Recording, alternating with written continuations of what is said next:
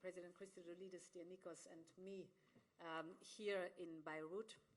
Lebanon is a beautiful, a diverse and vibrant country, full of energy and full of potential. But it faces significant challenges domestically and as a result of tensions and war in the region.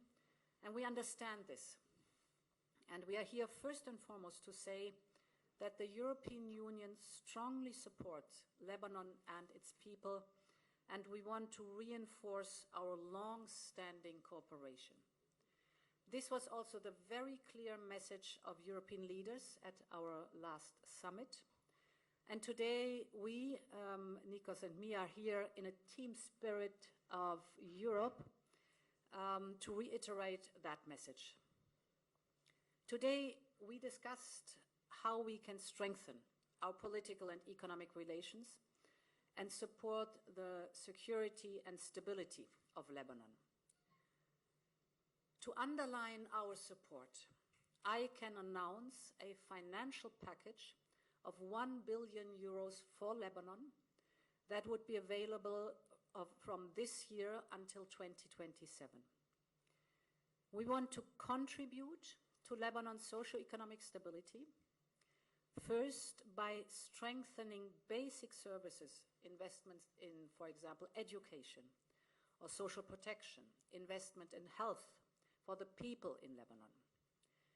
Second, we will accompany you as you take forward economic, financial, and banking reforms. These reforms are key for the long-term improvement of the overall economic situation of the country, and this would allow the business environment and the banking sector to regain the trust of the international community and thus enable private sector investment. Lebanon needs and deserves a positive economic momentum to give opportunities to its businesses and its citizens. Third element, security and stability are also key for these investments. We will support the Lebanese armed forces and the general and the internal security forces. This will be mainly focused on providing equipment and providing training and the necessary infrastructure for border management.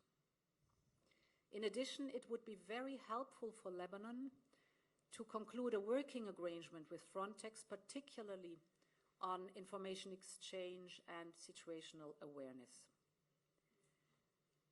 Fourth, to help you in managing migration, we are committed to maintain legal pathways open to Europe and resettle refugees from Lebanon to the European Union.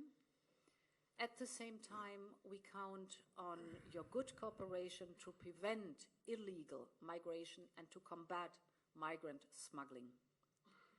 Finally, we understand the challenges that Lebanon faces with hosting Syrian refugees and other displaced persons. It is vital to ensure the well-being of the host communities and Syrian refugees.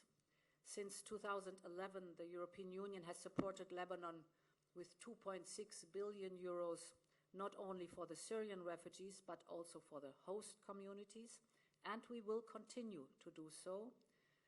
We will also look at how we can make the EU's assistance more effective.